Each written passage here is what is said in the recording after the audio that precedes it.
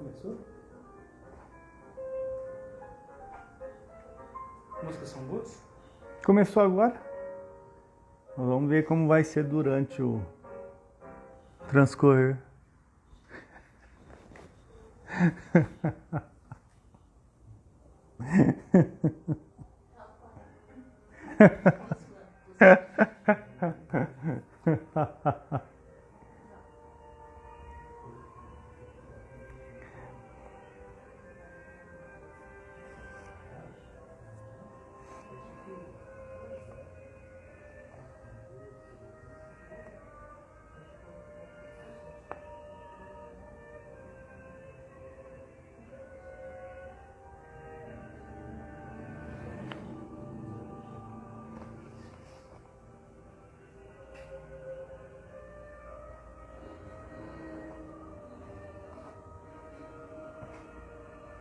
Vou entrar e chamar a galera também.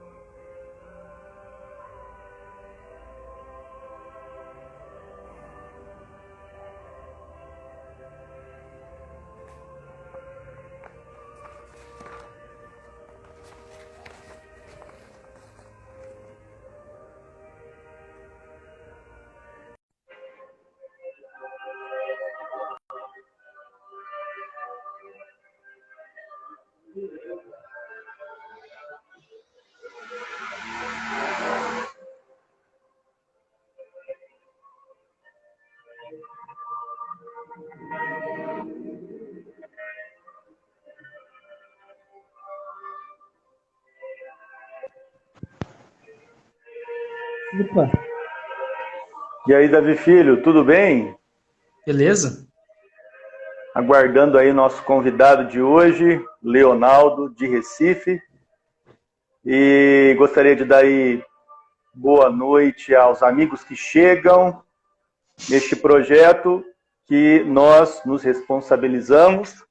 Eu aqui do perfil Palestras Davi e junto comigo, Davi Filho, do perfil Espiritismo Sociedade, aqui no Instagram. O nosso momento, a nossa proposta é trazer toda semana 2 artigos da Revista Espírita. Estamos aí em maio de 1858. E para falar um pouquinho do projeto, de como está sendo todo esse momento de estudo doutrinário, conhecendo a base de Kardec, uma introdução breve de Davi Filho. Davi Filho, boa noite. Boa noite. Tá bom a minha imagem? Como é que tá? Eu trabalho com meu pai já há um ano, mais ou menos, né? A gente está quase um ano aí de trabalho. A gente começou, na verdade,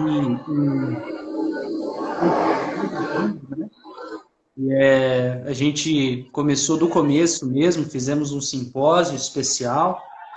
E a ideia é estudar todos os volumes da Revista Espírita, certo? Então, a gente já está aí no mês de maio, é isso, pai? Está no mês de maio de 1858. Inclusive, já temos aí fechado para o final do primeiro ano um encontro exclusivo, mas a gente não vai dar spoiler ainda de quem estará conosco. Mas tem muita coisa boa rolando. Nós estamos disponibilizando os encontros no YouTube, tá bom? E é um estudo que a gente está fazendo aqui, sistematizado, com cuidado, buscando realmente não cair na pressa, tá bom?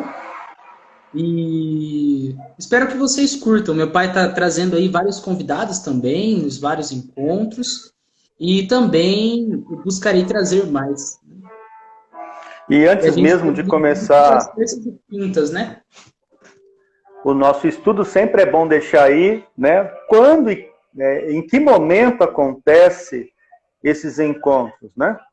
Às terças-feiras eu me responsabilizo, né, por trazer o conteúdo, ou com os desencarnados que me inspiram, ou com um encarnado que me auxilia. Então, já há algum tempo, eu divido a tela com um pessoal incrível aí, que eu não vou nem começar a citar para não esquecer de algum, mas tem sido muito bom fazer essa parceria com as pessoas que aceitam do movimento espírita, dividir uma tela para comentar algum artigo de Kardec.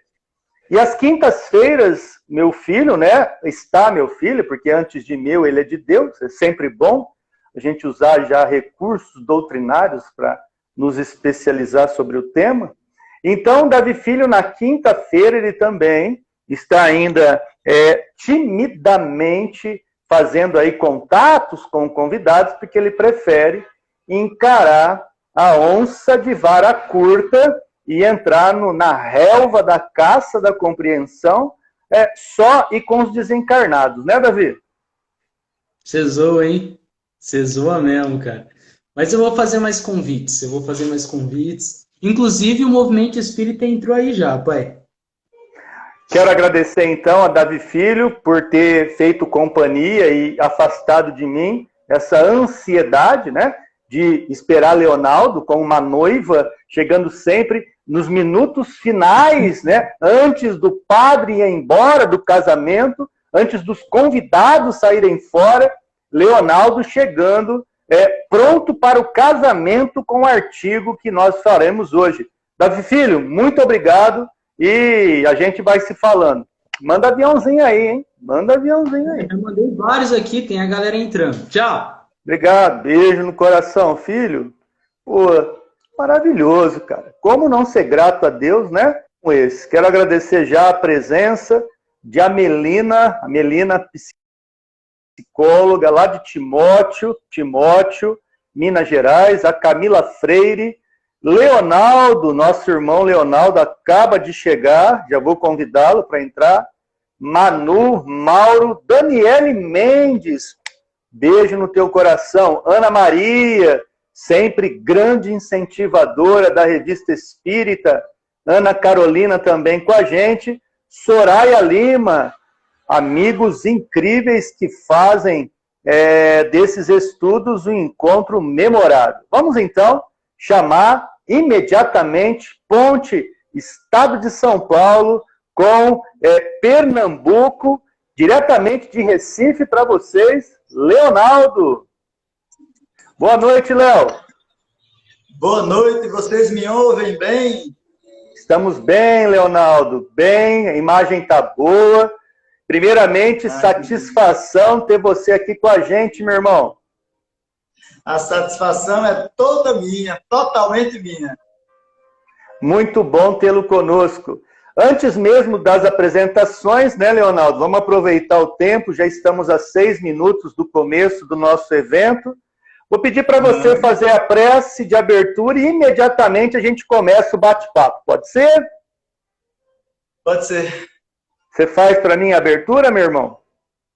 Possamos dizer, Jesus, mestre bom e amigo, que agradecemos mais uma vez a chance de estarmos aqui, aprendendo, estudando, conhecendo cada vez mais da lei que rege esse universo, e agradecemos, pedindo o amparo, a ajuda e o socorro dos bons espíritos que começam conosco esse trabalho, para que ele não se perca dentro do nosso coração, dentro da nossa mente, mas, acima de tudo, que ele reflita em nós uma conduta permanente do amor desse Cristo que nos ampara sempre.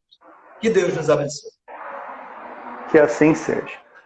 Esse é o nosso irmão Leonaldo. Leonaldo é um dos primeiros amigos que eu conheci depois que começou essa pandemia, ali pelo Palestras Davi, nas manhãs de sábado, nas manhãs de domingo, nos horários esporádicos em que a gente começou a afinar, e depois de lá muita coisa aconteceu. Já fizemos webinários, fizemos parceria de palestras juntos, e hoje, para mim e para ele, creio eu, seja um motivo de muita honra, porque estamos tocando a essência da nascente do Espiritismo, né? E como eu e ele tem uma preocupação tremenda de manter bases doutrinárias sólidas, Isso aqui, para nós, é extremamente emocionante. Na verdade, Fala, Leonardo.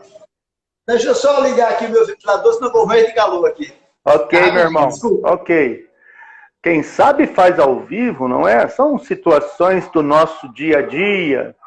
Quero agradecer profundamente, então, Leonardo, que faz desse momento de encontro comigo a chance de recuperar a base sólida doutrinária. Leonardo, 18 de abril de 1857, 9 meses depois, Kardec empreende uma parte analítica do que daria as outras obras básicas. E o grande mergulho que Kardec dá é na Revista Espírita. Antes de começar o artigo que nós nos propomos estudar hoje, qual a importância da Revista Espírita para o espírita? A importância da Revista Espírita é fundamental, porque ela dá exatamente as bases de reflexão sobre todos os outros livros também, né? Allan Kardec, ele começa a fazer os estudos a partir do fenômeno, observando mesmo as mesas girantes, quando ele é convidado a ir na casa de uma senhora, uma madame, a senhora Plena Maison, e ele vai numa noite para ver esses fenômenos que ele desconfiava deles. Ele não aceitava como um elemento importante e verdadeiro, porque ele era um magnetizador, era um homem de conhecimento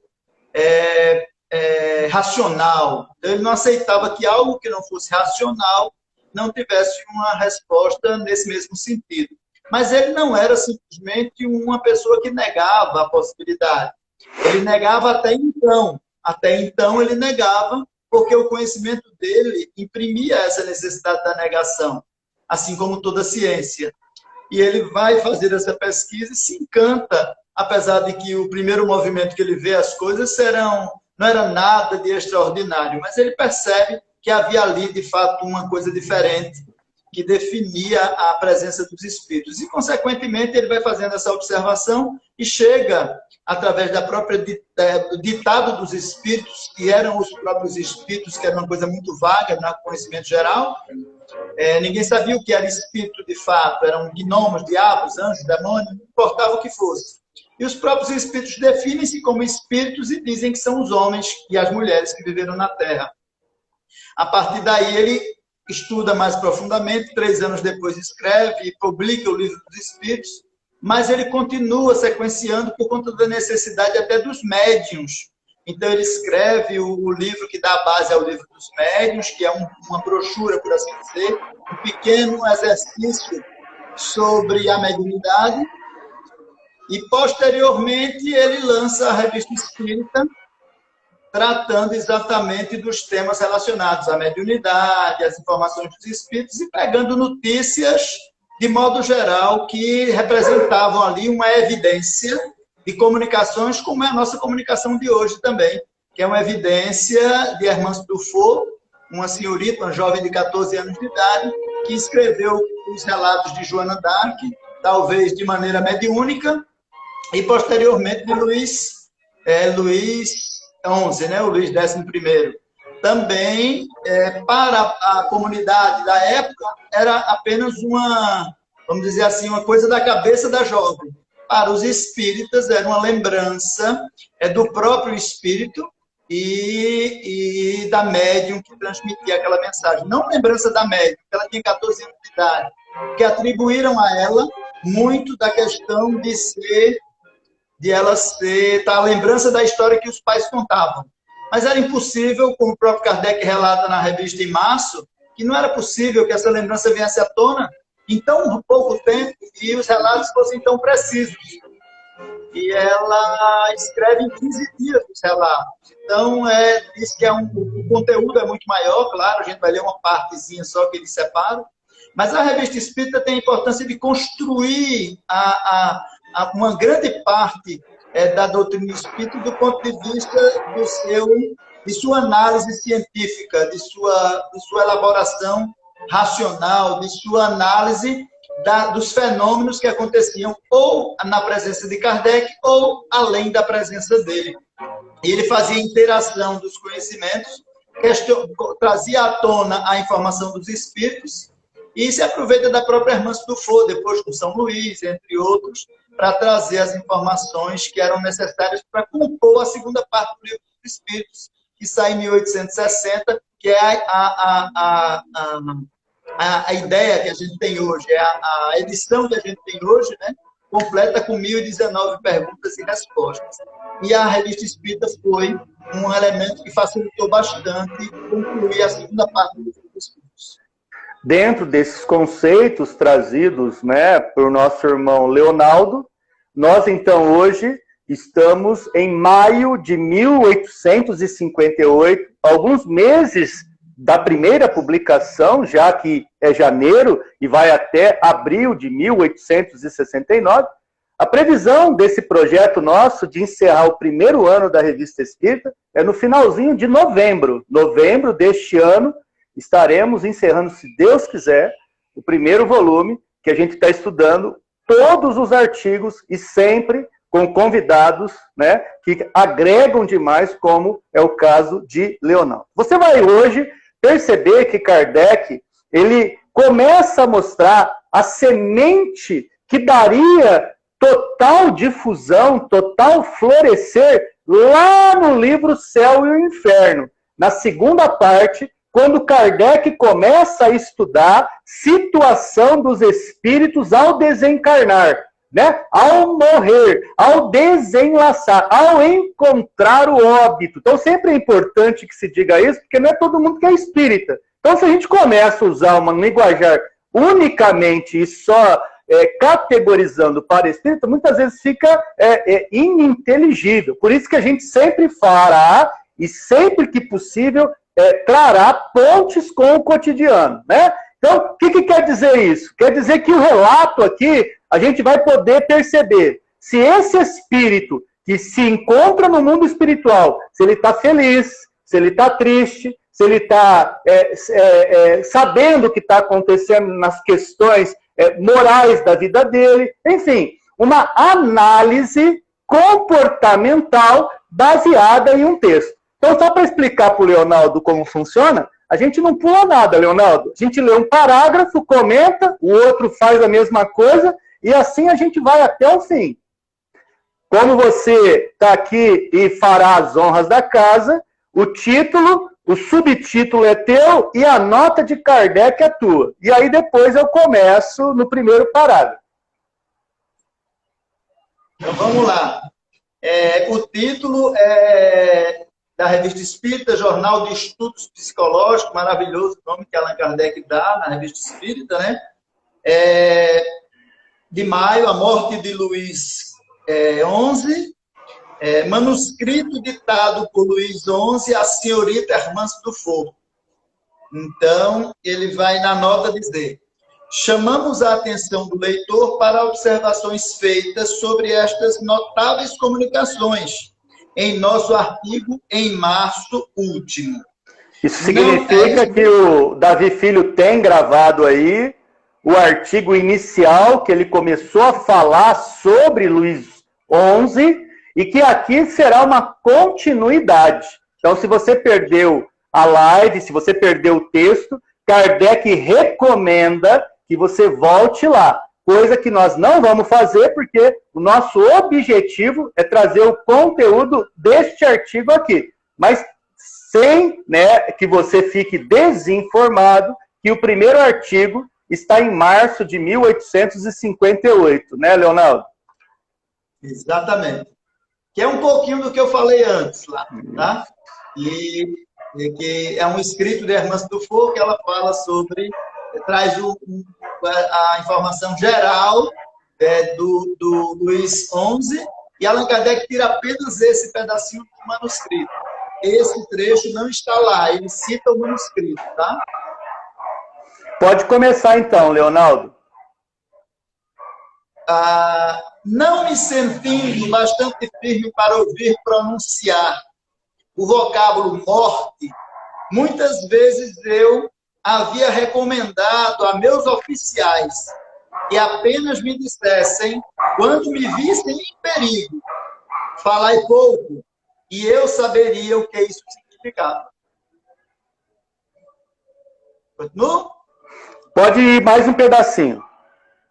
Quando não restavam mais esperanças, Olivier Ledain me disse duramente em presença de Francisco de Paula e de Coitier. Então, antes de ler a questão da majestade, o nível de desinformação de Luís XI é grande pelo medo que tinha, ou desconhecimento que tinha, ou aversão que tinha pela ideia de morte.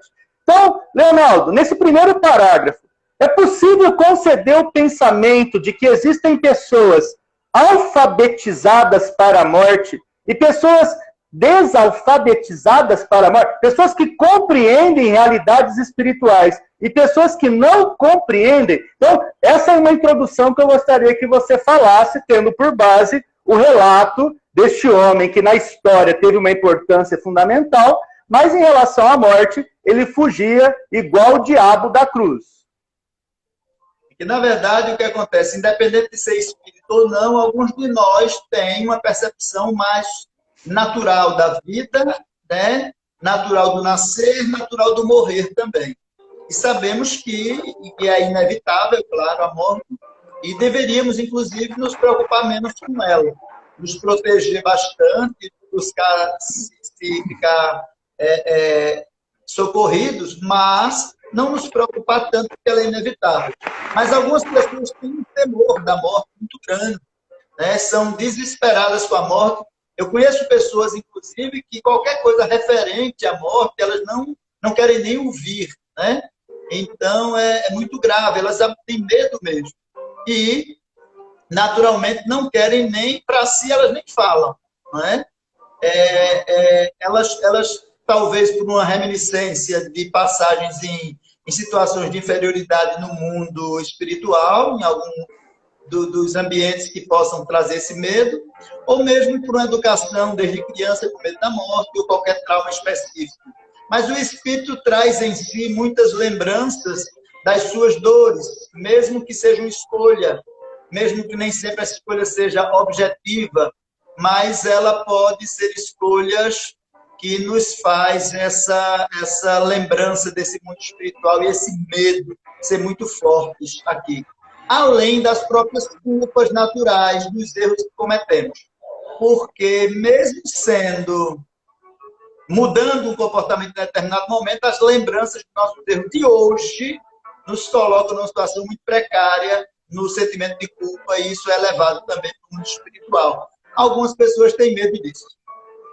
Diante desse panorama, numa espécie que o rei esteja passando de tratamento paliativo, está chegando o final da estrada dele. Não tem mais o que fazer, não tem mais remédio do que dar, não tem mais tratamento a ser concedido. O médico precisa dizer o seguinte, ó, não tem, né? Logo tu estarás desencarnado. E é esse parágrafo que trará notícia do fato, não é isso, Leonardo? Desculpa, passou um carro aqui, eu não vi a sua última frase. A última frase, então, eu vou falar dela depois que eu ler o parágrafo, ok? Ah, pronto, ótimo. Majestade, é preciso que nos desobriguemos de nosso dever. Não tenhais mais esperança neste santo homem, nem em qualquer outro, porque chegastes ao fim. Pensar em vossa consciência, não há mais remédio. Ou seja, Luís XI está recebendo a notícia de que a permanência dele na matéria está tendo ali os seus dias contados. Não tem mais tratamento. E com isso, o exercício da viagem na nossa consciência sugere exatamente uma questão fundamental, Leonardo, de entender que o céu e o inferno não é um lugar, mas um estado que está dentro dessa dita consciência. Afinal, Leonardo, a consciência é um registro que definitivamente está ali o resultado do nosso livre-arbítrio? Na questão 623, do Livro dos Espíritos? 621, né? 21, fala, onde está escrita a lei de Deus, né? Na consciência. Se a maioria das pessoas se arvorasse a ler um pouquinho só o Livro dos Espíritos, não precisa nem ler todo, não, mas lesse algumas questões como essa, por exemplo, saberia do que está falando, não é? Porque o Espiritismo trata dessa psicologia como um termo essencial da palavra, estudo da alma, né? E trata disso mesmo. Porque quando coloca na questão 625, está dentro da consciência, é porque cada um de nós, a partir do momento que desperta, sabe da lei. Não tem jeito. Ponto, 621. 625 é Jesus, nosso modelo e guia. Jesus, 621. Então, está na lei, está na consciência. Então, eu sei. Então, mesmo que eu erre e seja indiferente, irônico, sarcástico, eu fiz porque quis, eu sei o que estou fazendo, não é verdadeiro, porque todo homem mau, todo ser mau, tem consciência da sua própria maldade. Então, isso é natural, então esse sofrimento vai acontecer. Mas não precisa ser só maldade. Um governante, mesmo que ele não tenha péssimas intenções, mas toda decisão dele é uma decisão drástica, porque vai ter que mexer com a vida de muitas pessoas. Mesmo numa cidade pequena de 10 mil pessoas, o prefeito, quando ele toma uma decisão, ele mexe com a vida das pessoas. Umas terão benefício, outras possivelmente não terão. Nunca vai ser agradável a todas as pessoas. No reino, isso é muito mais grave, porque todas as decisões tomadas, e abaixo dele terão pessoas que executarão, ou mesmo influenciarão, ou se aproveitarão dessas leis. Isso vai pesar sempre na consciência de um monarca, na consciência de um governante. Então, naturalmente, a nossa consciência comum, ela já é muito grave, quando nós cometemos erros gravíssimos. A consciência de um líder, quando bem intencionado, ou mesmo quando ele toma atitudes por fraqueza, a consciência possivelmente é muito mais grave desses indivíduos. Então, sim, levamos isso, mas todos nós sabemos dessa consciência. Esse inferno está dentro de nós. A gente pode fazer a referência como imagem, tá, gente? Só imagem do livro Nosso Lar ou do filme Nosso Lar. As pessoas que... né? É uma referência. A gente precisa das imagens fortes para entender. Não significa dizer que todas as pessoas passarão por aquilo daquele jeito, ou estarão num ambiente daquele, ou sua mente o levará para ali. Não é isso. Por favor, entendam sempre um romance como isso. Um romance, uma forma de expressar, de mostrar uma ideia. Não dá para mostrar todas as ideias num filme nem num livro. Então, aquilo é uma ideia. Então, como referência àquela ideia, ele estava ali pela própria consciência, ele estava ali pela falta que fez, pelos excessos que teve de todas as ordens, não foi só o cigarro nem a bebida, mas todos os excessos da vida dele. O excesso moral, acima de tudo, pelo próprio livro, vai dizer que a questão do pensamento tem influência muito grande no corpo. Então, ele tem consequências. Então, o céu e o inferno serão sempre esse abalo da nossa consciência ou o alívio dela quando tivermos condições. Muito bem, Leonardo. Próximo parágrafo, por gentileza. A essas palavras cruéis... Eu não sou de Ladinho Jalim, né? Me disse durante, em presença de Francisco de Paula e de Cotier. Majestade... Não, temos... aqui, ó, Leonardo, tá aqui, ó. É o próximo, você já leu isso. A essas palavras cruéis... A essas palavras cruéis, operou-se em mim uma revolução completa. Olha que interessante, uma revolução completa. Eu já não me sentia mesmo homem e admirava-me de mim mesmo. Dependendo do texto que a gente esteja lendo, tem algumas palavras diferentes, mas não tem problema. Tudo bem, não tem problema nenhum. O passado desenrolou-se rapidamente a meus olhos, e as coisas me pareceram sob um aspecto novo. Não sei que de estranho me passava em mim. Fixando-me um duro olhar de Olivier de Dalin, parecia interrogar-me. Para me subtrair a esse olhar frio e inquisidor, respondi com aparente tranquilidade. Nesse parágrafo aí, o básico também, que vale a pena a gente trocar uma ideia, é sobre o filme que é rebobinado e que traz o resultante de uma equação. A equação do que fizemos em vida. A equação das nossas escolhas. E é curioso que não fica só dentro daquele ano do desencarne. Às vezes vem da infância. vem de uma coisa muito remota. E isso, os espíritos normalmente falam que é recorrente no exercício de liberdade da nossa alma ou no exercício do sentimento de culpa que nós nos amarramos diante dessas escolhas. Leonardo. Espero que Deus me ajude. É possível, talvez, que eu não esteja tão mal quanto pensais.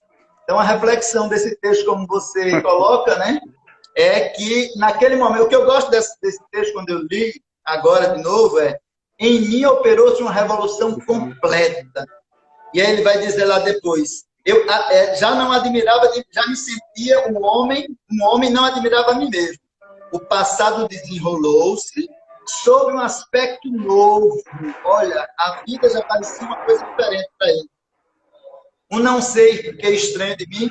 Aí o olhar fixado, hoje o olhar fixado de quem estava do lado dele, que é o Olivier, fez com que ele sentisse mais ainda isso. Porque havia como uma esperança do Olivier lá daí, que ele estivesse morrendo mais rapidamente ainda, né?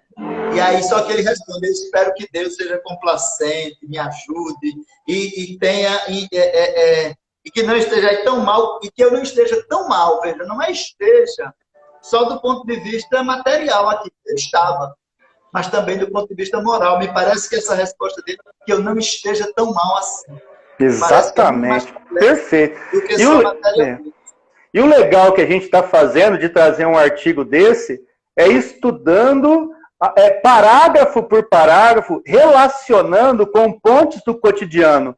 Porque, de repente, quem pega um texto desse e não tem uma intimidade doutrinária, passa desapercebido por muita coisa que está aqui, Leonardo. Exatamente, exatamente. E o que eu gosto desse texto é a sagacidade de Allan Kardec. Ele vai buscar na literatura, porque isso fazia parte da literatura, tá? Na literatura francesa, ele vai se aprofundar, ele vai ver a pessoa que escreveu o artigo, que para ele é uma menção psicografada, uma história que é trazida.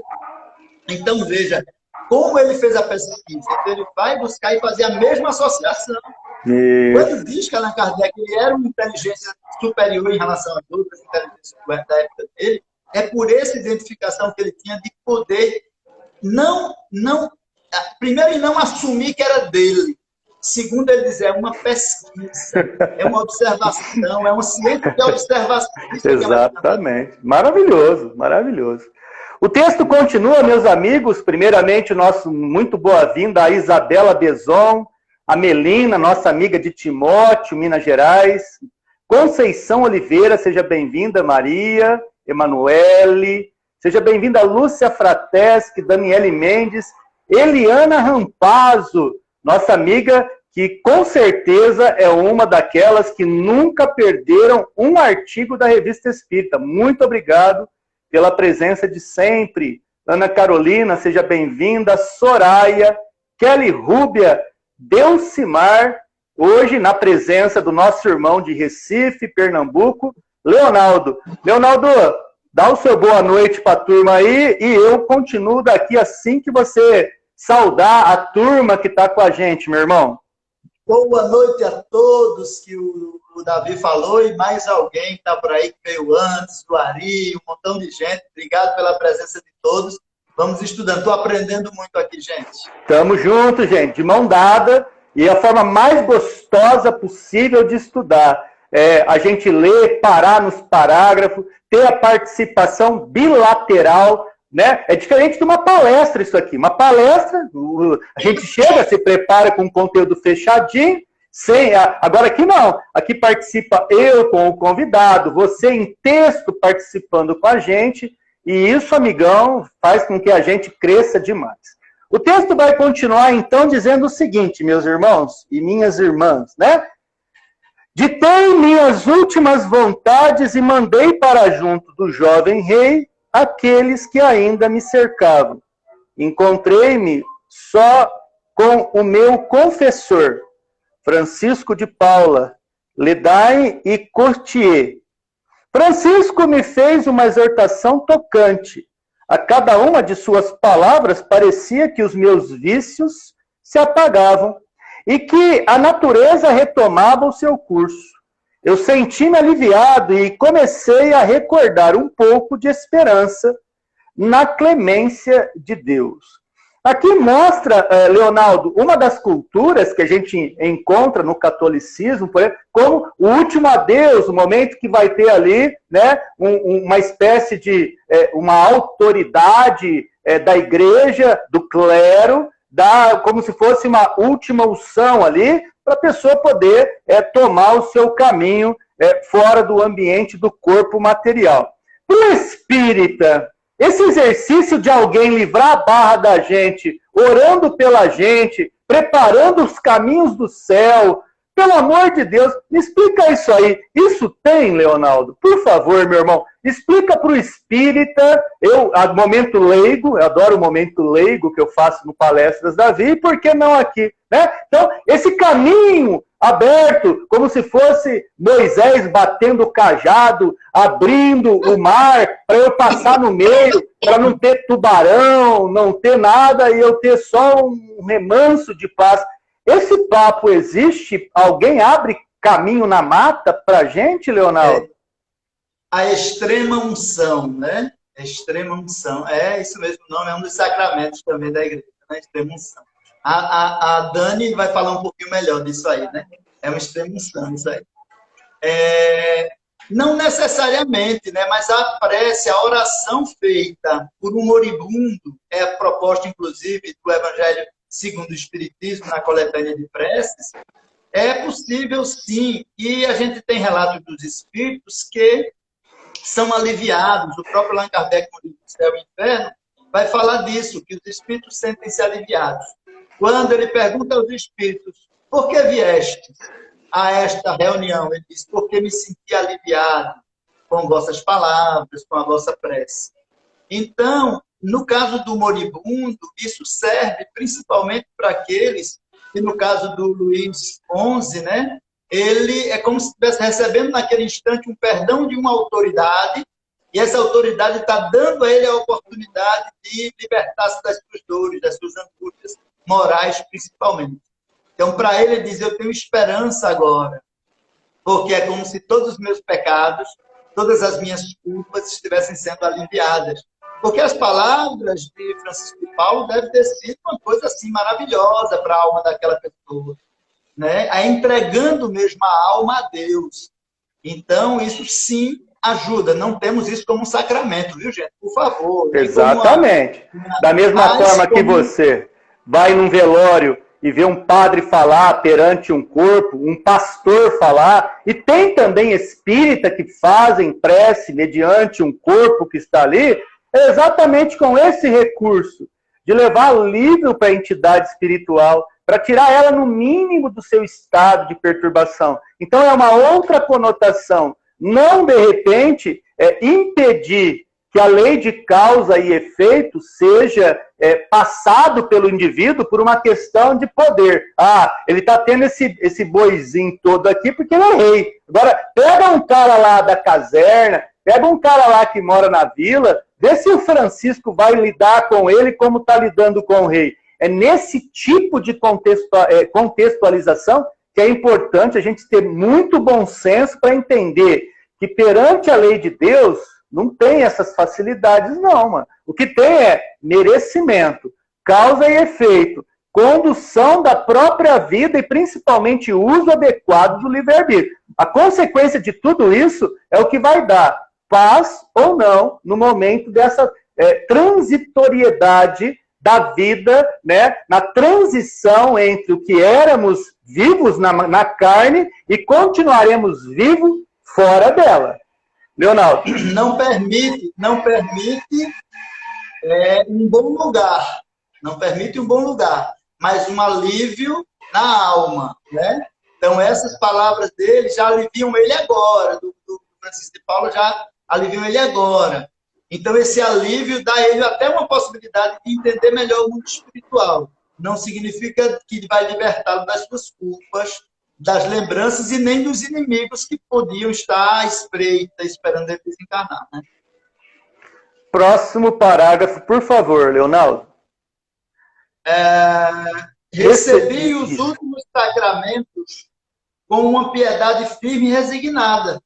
A cada instante repetia: Nossa Senhora de Embrun, minha boa senhora, ajuda-me. Terça-feira, 30 de agosto, pelas 7 horas da noite, caí em nova prostração. Todos os presentes me julgaram morto e se retiraram. Olivier de Daim e Coitier, sentindo a execração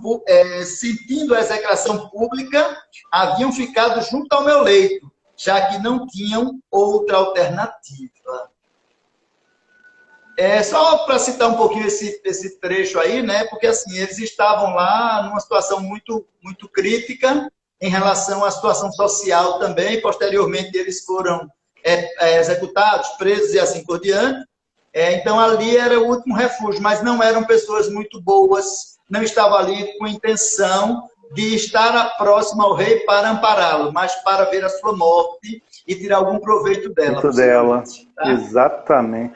Leonardo, o que é nesse parágrafo que dá para a gente explicar ao amigo leitor da Revista Espírita, ao amigo que está tendo contato pela primeira vez com o Espiritismo, o que é o estado de perturbação na morte do corpo físico? A gente está muito apegado. Imagino que são 50, 60, 70, 80 anos, mas enquanto tem maturidade, vibração e energia, a gente está muito preso a isso aqui, né? Independente da idade. Algumas pessoas com mais facilidade se desprendem, né, desse mundo porque não tem o apego a ele, não tem aquela necessidade de estar preso a ele. Outros nem tanto, como é o caso dele, ele tem muito medo, porque a matéria para ele, a carne para ele é muito importante. Então, possivelmente, o desprendimento dele vai se dar muito mais dolorosamente do que o desprendimento de outro. A perturbação é exatamente essa passagem entre o corpo físico e o corpo espiritual, a chegada, né? O desligamento. Então, a perturbação, dizem os espíritos, que ela é muito relativa. Pode demorar de 5 minutos a 50 anos, e assim, não importa, é uma perturbação. Há espíritos que chegam, segundo o relato de Allan Kardec no livro Céu e Inferno, 350, 500 anos ainda no estado de embrutecimento, perdidos a vagar mesmo no universo, no estado de perturbação. Mas a perturbação propriamente dita é o estado de transição entre o corpo físico e o mundo espiritual. É o instante da morte e o quanto vai ser para o desenlace desse espírito, dessa perturbação. Muito bom, muito bom. O texto, meus amigos queridos, escrito por Kardec em maio de 1858, que dá aí uma vazão incrível ao tema da morte de Luís XI, com uma média que aproximadamente 2 anos ininterruptos está muito junto de Kardec. É muito curioso, porque o sumiço de Hermance Dufour é um mistério para os estudiosos e biógrafos, que não sabe o que aconteceu com ela. Não se sabe se ela, né, foi casar, casou e mudou, mas ela teve um momento ali de sumir do mapa, e aí nós estamos no momento onde ela muito aparece, com Luís, com Joana d'Arc. Boa parte do que a gente vai ter lá no Evangelho segundo o Espiritismo é graças ao trabalho dessa médium fantástica e tal, que também, né, curiosamente, ela aparece, se eu não me engano, no filme de Kardec. Ela aparece com uma situação ali, um posicionamento perante a vida, com um pouco de dificuldade de lidar com essa possível característica que ela encara de merecer o aval de que ela é a grande médica, os espíritos falam por ela. Então, todos esses detalhes aí são importantes para a gente ver como era um burburinho, e Kardec, no meio desse olho do furacão, sempre centrado. Não interessa quem escreve, não interessa como chega, interessa o conteúdo, o que dá para tirar daqui. Então você já viu que Kardec não estudou só o francês, ele pegou já artigo em russo, ele pegava artigo americano, ele não tinha e-mail, não tinha WhatsApp, não tinha Facebook. Você não imagina o que é chegar, né, um maço de carta, né, e ele ter que fazer uma triagem danada e organizar tudo aquilo. Era um trabalho sobre-humano, e isso é importante que se diga, não é? Quer falar alguma coisa sobre isso, Leonardo, antes da gente avançar? Essa questão do médium, nós temos que tomar muito cuidado, porque todos os médiums são falhos. Daí a necessidade de analisar os textos escritos pelos médiuns. Né? Não vamos esquecer disso. Leva até Chico Xavier. Ele próprio escreve, o próprio Emmanuel faz referências a ele, ao erro dele, em livros dele, como o caso do Consolador, por exemplo. Então, significa dizer que todo texto tem que ser levado ao crivo da razão. Kardec propõe isso, então todos os médios têm que ser, sim, analisados e questionados. Claro, uma autoridade como Chico, como Divaldo, uma autoridade dos grandes médios que nós conhecemos, existe, é lógico. Mas será que Divaldo está sujeito a errar? Claro, e muito. Será que Chico está sujeito a errar? Claro, o próprio Chico dizia, tem hora que eu não sei se sou eu, se é o espírito, eu não sei se é a intuição. Ele próprio dizia isso. Eu já ouvi médiuns dizerem isso. Eu próprio, claro, num nível muito menor da minha intuição, tem hora que confundo as coisas. Por conta disso, então, não significa dizer que nós somos infalíveis, principalmente os médiuns. Então, o fato de ser famoso, temos que tomar cuidado, né? Então, o espírito tem muito isso. Foi fulano que disse, cuidado. Foi o Davi que falou. E aí a gente tem que tomar um cuidado enorme. Será que o que Davi falou, o conteúdo realmente imprimia autoridade? É o que Kardec dizia. Se fosse irmãos, se fosse qualquer outra médium, não importava. As irmãs Vaudin, não importa. O importante era o conteúdo. Veio do Brasil de um médium que faz... deixa eu ler aqui o conteúdo. Deixa eu pegar o cara aqui da Holanda. Deixa eu pegar... É a mesma coisa, então. É isso aí. O texto, então, meus amigos, Luís XI, no seu estado de perturbação, ele relata que não demorou tanto assim, no dele, caso que vai ser, né, diferente de um para outro. Como disse o Leonardo, nós temos exemplos e mais exemplos, certo? Logo, diz o nosso irmão, recobrei inteiramente a consciência. Ergui-me, sentei-me na cama, olhei em torno de mim. Ninguém de minha família lá estava. Nenhuma mão amiga buscava a minha nesse momento supremo para suavizar-me a agonia numa última carícia. Aquela hora, talvez, os meus filhos se divertissem enquanto seu pai morria. Ninguém pensou que o culpado ainda pudesse ter um coração que compreendesse o seu. Procurei ouvir um soluço abafado, mas só ouvi as risadas dos dois miseráveis que estavam junto de mim. É um texto forte, para muitos incômodo, não é nada agradável isso, sabe por quê? Porque muitas vezes, diante de um desencarne, é um comportamento natural num velório. De ficar falando borracha nas rodinhas de conversa, de não entender que muitas vezes o espírito está ali ouvindo e sentindo a vibração.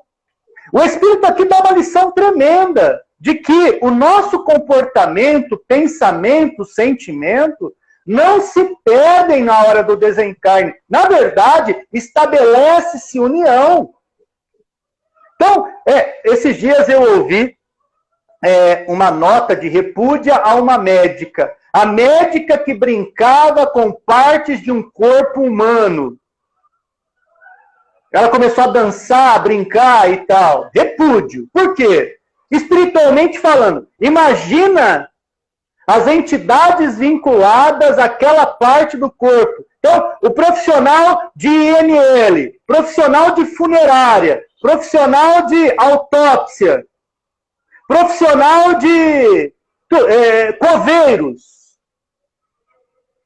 Então, você imagina se a gente não tomar cuidado de não respeitar, nas aulas de anatomia, de qualquer curso que seja, aquele corpo que esteja ali. Porque provavelmente, não são todos os casos, evidente, né? Você que faz medicina ou que estuda o corpo humano, nossa, a hora que você entrar, então, naquele cheiro de formal, vai mediunizar, hein? Vai mediunizar, hein?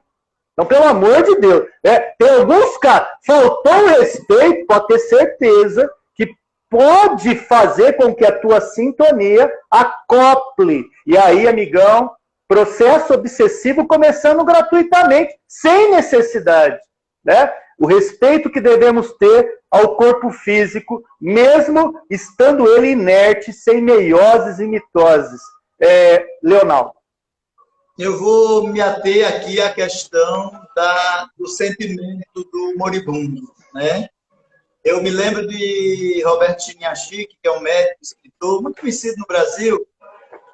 Ele diz, há muitos anos atrás eu li alguma coisa dele, um depoimento dele, dizendo que no hospital onde ele trabalhava, ele nunca tinha visto, nunca viu. Em 100% dos casos, os moribundos, ele nunca viu nenhum dizer assim, eu devia ter ganho mais de 1 milhão. Eu devia ter um prédio mais. Eu devia ter comprado uma fazenda. Ele disse que só ouvia eles dizerem, eu devia ter pedido perdão ao meu pai, a meu filho, a minha esposa. Eu queria que eles estivessem aqui comigo agora. Então, o que Luiz XI está dizendo aqui é a mesma coisa. Mesmo eu não conheço a história de Luiz XI, tá? Completamente, só o que eu li aqui na Revista Espírita. Mas mesmo que ele tenha sido um mau legislador, apesar de ter sido um momento bom da França, um momento de mudança da França, ele pega depois da transição, vocês podem ler depois a história de Luís VII, que é o pai dele, e da transição como foi feita, muito grave na época, tomando o poder dos ingleses para dar de volta ao poder da França através de Joana d'Arc. Então, a partir daí, começa uma mudança na sociedade, inclusive, talvez tenha uma grande influência no espiritismo esse movimento, tá? A retomada do poder do reinado dos ingleses para os franceses, isso tem uma grande interferência no surgimento do espiritismo no século XIX. Nós estamos falando aí de 1400 e pouquinho, e o espiritismo 1800, 850. Então, a gente está falando aí de muitos séculos depois. Mas isso pode ter aberto espaço para o amadurecimento da França para receber o espiritismo. Pode, eu não estou afirmando isso, tá, gente? Pode acontecer. Então, ele passava, apesar de ser um momento bom, mais tranquilo da própria França, já não tinha mais aquelas guerras e a guerra civil como existia, mas ele, não sei como foi o reinado dele, mas veja que o sofrimento dele era a ausência dos filhos, a ausência de alguém, a gente vai ver daqui a pouco outro relato, né, que vai continuar, quem ficou com ele, né? Então, você imagine que sofrimento. A única coisa, mesmo sendo ele o pai que foi, que pelo menos a impressão que dá é que não foi bom, mas ele diz, eu gostaria que estivessem aqui, os miseráveis, ao invés de estarem chorando, estão sorrindo, longe de mim, né? Só esses miseráveis que estão perto de mim. É complicado isso aí. Pode continuar, irmão querido. Divisei a um canto a minha galba favorita, que morria de velha. Meu coração pulsou de alegria, pois eu tinha um amigo, um ser que me estimava. A galba é uma raça de cachorro, tá, gente? É a fêmea do galbo. O galbo é uma raça de cachorro. É aqueles cachorros bem magrinhos, que tem aquela silhueta bem magra no final, bem magrinho. É um galbo aquilo ali. Essa é uma galba que era possivelmente a cadela que ele tinha, também morrendo de velha já, junto com ele. Então era o único amigo que ele tinha naquele momento. Imagina, o único amigo que sabia que estimava ele. Que coisa interessante. Veja que dor para o espírito, que dor terrível. Até a transição dele vai ser muito dolorosa. E dentro disso que a gente está comentando, meus amigos, é muito importante entender a sobrelinha. Você percebe que é um cara extremamente poderoso na Terra. Não faltava nada. Mesa farta. Você precisava, discava para o iFood, pedia McLanche feliz. Estava tudo tranquilo, na boa. De boa mesmo. Agora, não significa que ao desencarne tem os mesmos favores, tem as mesmas bases de comodismo. É isso que é importante também entender nas entrelinhas de um texto como esse, Por quê? Porque quando a gente exalta demais o tal do orgulho, da vaidade, do egoísmo, que vai ser martelado praticamente em todos os capítulos do Evangelho segundo o Espiritismo, não é à toa, porque é ali que a gente cria essa erva daninha de ingressar também com coisa parecida com o que está aqui. E às vezes nem com um cachorro para nos velar, nem com um cão para nos velar. É verdade. Você lê ou leio? Você faz as honras da casa até o fim agora, Leonardo. Fiz-lhe um sinal com a mão. A lebreira arrastou-se com esforço até junto ao meu leito e veio lamber-lhe a mão agonizante. Olivier percebeu esse momento, levantou-se de um salto, praguejando, e esbofeteou a infeliz, cadela com um bastão até matá-la. Expirando, meu único amigo lançou-me um longo e doloroso olhar. Olivier empurrou-me violentamente sobre o leito. Deixei-me cair e entreguei a Deus a minha alma culposa. Que desencarne foi esse, hein, meu irmão querido? Uma coisa, né? Vendo você, inclusive, que participa de ONGs, que tem aí uma dificuldade de ver violência animal, você vê um ser humano se comportando desse jeito, mas aí é que está, exatamente nas entrelinhas. O que será de Olivier depois do seu desencarne? O que será desses que pensavam no poder, que deixavam um reinado em favor de benefícios próprios?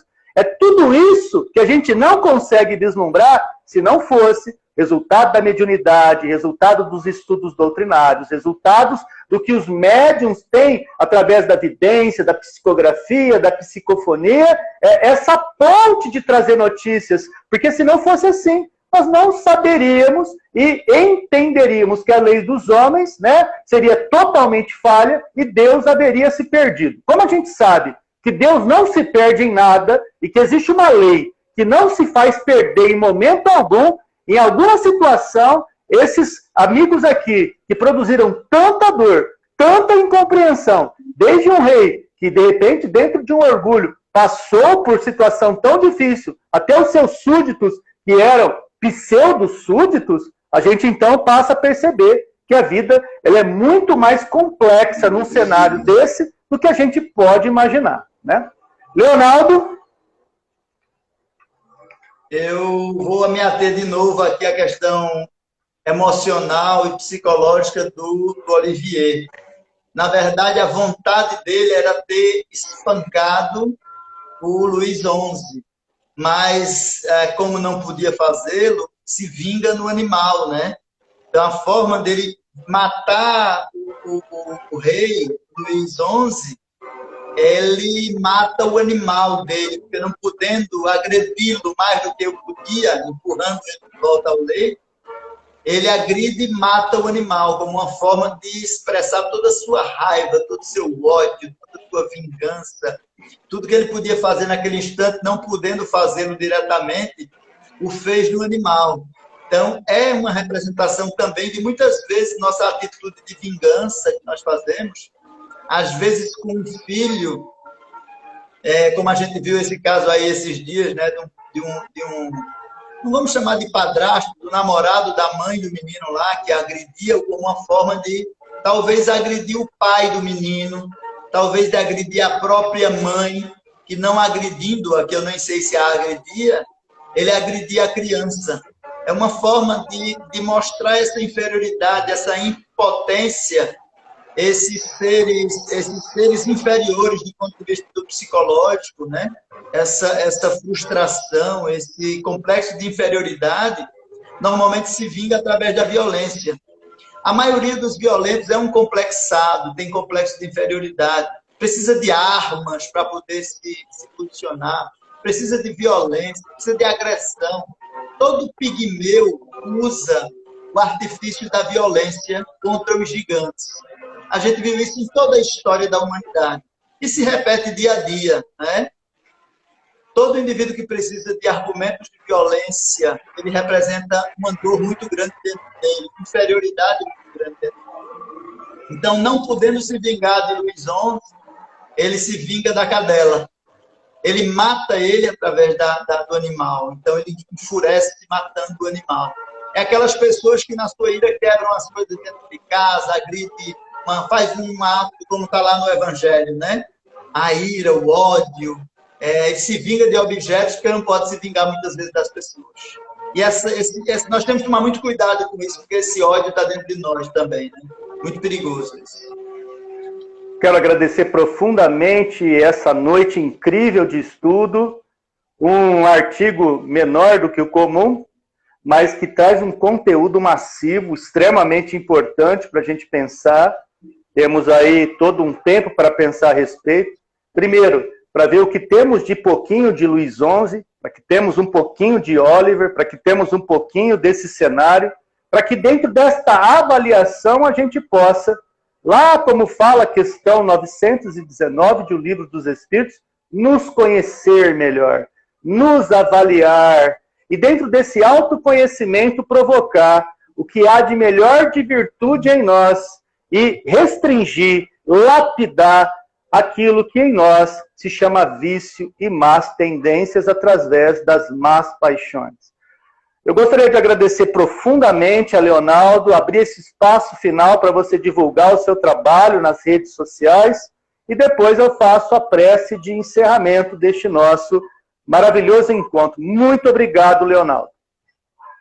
Eu que agradeço e você tem dado a oportunidade de eu voltar a ler a Revista Espírita, a ver coisas que eu já tinha esquecido há muito tempo atrás, isso é muito importante. Não li todos os anos da Revista Espírita, claro, mas li as primeiras edições, porque elas saíam, como eu já disse antes, em um ano inteiro numa revista só e a gente conseguia ler. Mas agradecer de novo essa chance aqui que vocês estão me dando, que você me dá e dá a todo mundo, isso é muito importante. Eu divulgo sempre, ontem divulguei Palestras da Vida de novo, e toda vez que eu falo em algum lugar, eu sempre cito que esse trabalho do Palestra da Vida é muito importante para essa divulgação. E entrem e sigam o movimento espírita. Importante também, tem muita gente boa falando por lá, a gente tem muito trabalho interessante. Não deixem de seguir a gente e continue fazendo seus trabalhos também. Tem muita gente boa fazendo trabalho hoje aqui nas lives, então continuem fazendo, porque é dessa divulgação, é desse trabalho, desse conteúdo múltiplo que vai sair a qualidade necessária para o conhecimento do Espírito. Muito obrigado, Leonaldo. Leonaldo, quem está conosco até esse finalzinho é Isabela Deson, a Amelina Pimenta Cunha com a gente, a Manu, Lúcia Frateschi, a Dona Maria Lindina com a gente, Eliana Rampazzo, Ana Carolina Guimarães, Delcimar Romeiro, está conosco também, Leonaldo, a Susan Ramos e a Edilene de Oliveira. Sejam, então, assim, extremamente agraciados aí com o nosso afeto, nosso carinho, nosso respeito e o nosso muito obrigado. Vou fazer a prece de encerramento, ok, Leonaldo? Mestre Jesus, obrigado por essa oportunidade que nos concede do estudo, da amizade, de momentos aonde, aí vem uma expressão de Leonaldo, né? De participar do maior centro espírita do mundo.